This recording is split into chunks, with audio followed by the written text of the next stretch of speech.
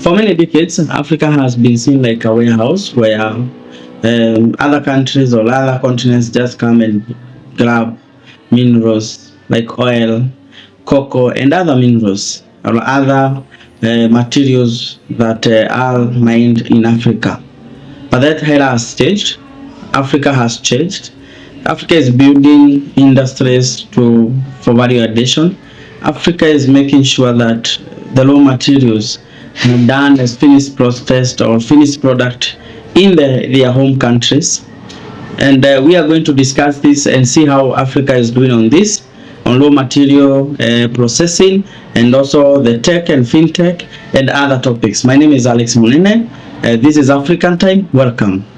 Now, let's look at decades ago, where for so many years that we have seen that African continent, which is so much rich in minerals, always the minerals always being taken to other continents and finished as finished products. For instance, let's take cocoa. For so many years, cocoa Africa has have a capacity of more than 70% of world largest cocoa. But in terms of revenue returns, Africa has already enjoyed 5%. Why? The minerals or the raw materials go to other countries or other continents and come back as finished products. Now, that means that a lot of losses in terms of jobs have gone to other continents, taxes to other continents, and also profits are not at home. But this has changed. Let's look, for instance, at Ghana. Ghana has now, and Cote d'Ivoire is building plans to make sure that they do their cocoa at home. You know, they make butter, they make chocolate, and that means that they sell this in African countries through the African continent trade area, which has really helped or has made sure that there is an intra-trade among African. Let's look at DRC and Zambia. They have partnered to make sure that they are doing electric batteries. So lithium, cobalt, and copper are remaining at home, and these countries are partnered to make sure that they are doing finished electric batteries, finished products. Now, this is just a few to show what African is doing to make sure that all this is remaining at home and we are not losing any revenues, we are not losing our resources. So these are steps that African has taken economically, and I think we are destined for greatness because of this. So this means our huge number of youths, which you know that in 50 years, in every 4 people in the world, 3 will be youths.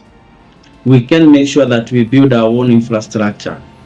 The African continent free trade area is one of the tools that has made Africa very strong in terms of self-reliance, because self-reliance or reliance in Europe on China has really gone down, because that means when we have instability or global markets are unstable, African can trade within themselves.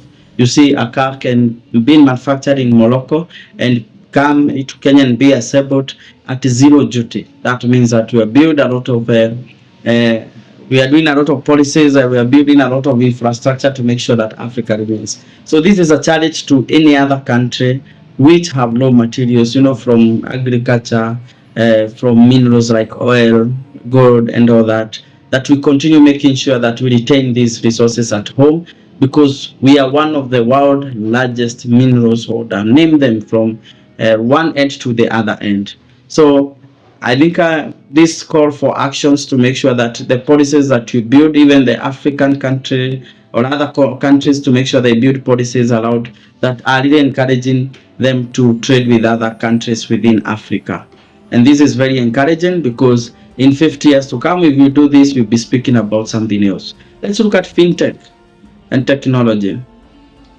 Let's look at Lagos, Cape Town, and Kenya. They have become what we call silicon savannas, because we have a lot of like Flatwave in Nigeria, or in Lagos, that now has provided a lot of solution for money transfers. It's been a money transfer platform, and also an infrastructure that has helped to build businesses. Look at M-Pesa and other fintech solutions, and you see Africans has moved away from just using a smartphone or making sure that they just have the simple apps. They have moved to heavy infrastructure. So we have embedded finance solutions, which you have farming apps, you have solar apps. That means you can even control your solar panels with the apps and all that. So we have a lot of infrastructure that is being done in Kenya or in Africa, that is, to make sure that Africa is moving to the other solution. So Africa has become not only the user of AI or the user of technology, but it's building infrastructure for it to be used in Africa. So that is very encouraging, and I think we are moving in the right direction. So we have data centers in Nigeria, AI solution being built and all that. A lot of countries in Africa that are making sure that they are building solution for technology. So we are not being reliant. We are not relying to other or in other solution, but we are making sure that we build our own technology.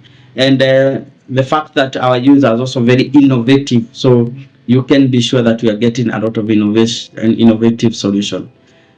The other is the solar energy. Africa has the capacity to use, or the capacity in terms of resources, is 90% of the world's solar resources can come from Africa. But unfortunately, currently we are only using 1% of that. So that means we have a lot of potential to make sure that we embed ourselves, or we make sure the solar or the energy solution that we have are solar related. I mean, 90% of the energy that Kenya is providing comes from renewable energy. Same happens to countries like Morocco, which are coming very fast in terms of usage of that. And that means that we are building a very cheap solution for energy and energy processing. So that means that we run our factory with the solar energy. That only will make sure that we are very cheap on manufacturing. So our solution, it will be very good to come to Africa and make sure that you do your manufacturing here, or come from one country in Africa to other, to make sure that you do your manufacturing here, because one, we have a very cheap solar energy solution, and second, we are building what we call a cleaner future through this solution. So this is a space to watch for Africa, for the solar energy that is coming up. And speaking about African continent trade area, it has really built policy allowed the continent to make sure that the intra-trade alone, or inter-trade within Africa, is becoming very strong.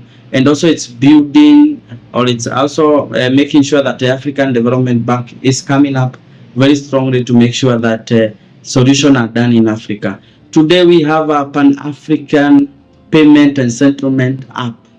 That means you can send money from Kenya in shillings, or money from Tanzania in Tanzanian shillings to Lagos in Naira, and you have no dollar interaction there. So from one currency in Africa to other currency in Africa. That means we are moving away from dollar, pounds, euros, and those kind of currencies. And that means that we are building infrastructure. So Africa is the next powerhouse, industrial powerhouse to watch. What we need to do is to make sure that we continue becoming very aggressive, not to export our innovative ideas, but to use them at home. Not to export our youths who are innovative, but to make sure that we build solutions and sell those solutions outside there, because we have a lot of capacity economically. The other one is to build policies and to help embed these policies in terms of tech, in terms of the way of doing business, in terms of the governments to come together to make sure that we are giving solution to the continent, that making sure that we are we are doing a lot of output for our own. So Africa is not only selling its soil, we are selling a skill, we are selling finished products, resources, and this is making sure that Africa is moving to the next level. So in terms of research, Africa is also doing very well in terms of research, especially in technology, in solution for agriculture, because it has realized that we are self-reliant, but we have not really interacted or made these policies come out very strongly. So one of the most important things that we are realizing as Africa is this reliance on each other, because one African potential may not be the other African country potential. So we are making sure that we come together and build resources together and partner to make sure that we bring out a very strong agenda in terms of policy making and information. So information is currently moving very fast. Partnership is happening in a very speedy way, and we are also making sure that we are building programs that are self-reliance and programs that are making sure that we are building our own resource capacity. So in the next future, we may not be having donors or people just offering, or the other continents offering helps to Africa, but we'll be having people coming to Africa to request for investment. We'll be having Africa funding other projects outside the continent in terms of investment for growth of Africa.